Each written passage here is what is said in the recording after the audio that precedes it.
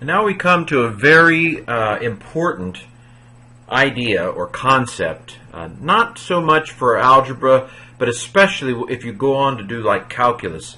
The idea of a function becomes very, very important. It's not very hard, so don't panic. It's something you can understand. Once it clicks, you'll say, wow, that's really easy. So it's just a matter of clicking. So my job and your teacher's job, or your job on your own, is to make it click. It's not hard once it clicks. I hope that this video will do the click. So, you probably, if you're watching this video and have already had Algebra 1, this is an Algebra 2 video allegedly, you already have some sense of what a coordinate system is. This isn't this great. I think René Descartes is the one that came up with this back in the 1500s, and it's called the Cartesian coordinate system based upon Descartes. Anyway, that's not really important. You don't need to know that. But basically, you take, and you can do this in 3 dimensions. One of the things you'll learn as you go through Algebra 2 is that you not only can do an X and a Y, but you can also do a Z, where the line is coming in and out of the page. This is a 2-dimensional plane, coordinate plane. But you could have a coordinate system that's in 3 dimensions. X, Y, and Z is the way it usually goes. I've gone ahead and put the 1s and the negative 1s in there. Usually that is considered to be the positive X direction, and that is normally considered to be the positive Y direction, and that, of course, it's probably the reverse, the mirror effect in the picture of what it's on the graph. That's on the graph is the way it normally is, and then negative Y goes down, and so forth. And the quadrants are usually that you're going to have, the first quadrant is going to be in the positive X and the positive Y. Second quadrant is going to be in the negative X and the positive Y. And then the third quadrant is both negative X and negative Y. And then the fourth quadrant is positive X and negative Y. That all, it may sound complicated to say it, but when you're looking at it, it's really not that complicated. So I hope that's all review. You've done that way back in Algebra 1. It's a graph. Graphing's easy, right? Now, the thing is, you don't have to use X's and Y's. I drove to a town called Indianapolis yesterday and the day before, and I was using GPS to figure out where I was going. I was using a map on my phone to try to figure out where I'm going. And so the typical map, has north, south, east, and west on it. And so you might think of the X and the Y as spatial kinds of things, as having to do with where you're going in space. However, you don't have to use X's and Y's in a space map kind of way. You can use graphs to show the relations between things. And you can put them in what are called ordered pairs. So you're used to probably the ordered pair of an X and a Y, in terms of a graph of a map kind of thing. But you can do this with all sorts of things. It doesn't have to be an X and a Y.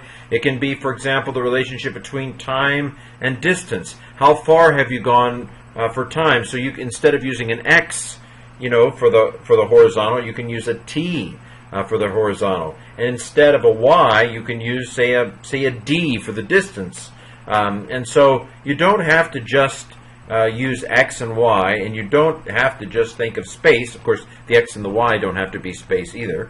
But you can use other things. You can use sales and profit. You can use the X as the sales line, and then the Y as the P for profit line. And so for these sales, the profit does this. And you can graph the relationship between sales and profit. Now, so it can be, relations tend to be something like, you put this in and you get this out. The definition of a function. What is a function in math? A function is a special kind of relation. So there are other kinds of relations between ordered pairs of numbers. But a function is where for each input there is only one output. Now, it's possible that you can have more than one input that leads to the same output, but for each input there can only be one output. If there's only one input for each output, that's called a one-to-one kind of function. The most important thing, though, in the definition of a function is, for each input, there can be one and only one output. If that's the case, then it's a function. Now, there are other kinds of ordered pairs, as I said. But a function is a special kind of relation, a special kind of ordered pair sequence, for each input, there is one and only one output. That is, for every x, there is one and only one y, or whether it's t, whatever the first one is. For each first number in the ordered pair, there is one and only one second thing. Think of it as a function machine. For each input, there is only one output. That's a function. And I put f, it's the way you read that is f of x. It means if you put x in, the function is going to spit something else out. F of x is like y. And so x is the input, and then f of x is the output. That's the way you talk about it. It's very simple. For each input, there's only one output. If that's true, then it's a function. Let me give you some definitions here. We call, and I'm sorry that these aren't coming out one by one, we're calling the collection of all the inputs the domain of the function. It's the set where you get all the inputs from. And then the collection of the outputs that come out of the machine, that's called the range.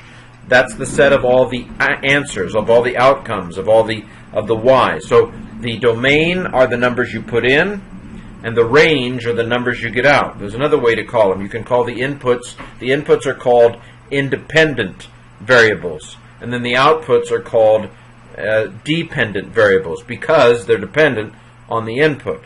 And so these are some of the terms that are used when you talk about functions. One way to tell whether something is a function or not, if you graph it, is what's called the vertical line test. So if you put a vertical line through the function and you can't hit the function more than once, so like take this little snake-like function I've drawn here.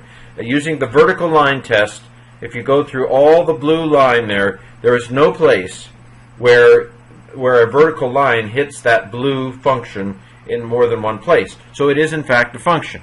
I've pretended like this is time and distance.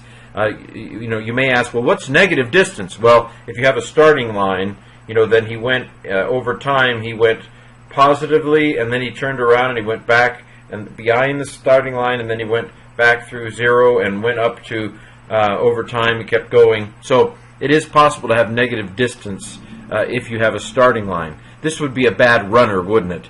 If the runner started and then ran back behind the starting line and then ran again and went forward. So anyway, this is a function, believe it or not, because it passes the vertical line test. No matter where you put a vertical line, it only goes through the blue function once. Well, this is an introduction to functions and a reminder of some stuff that you studied about graphs probably a while back.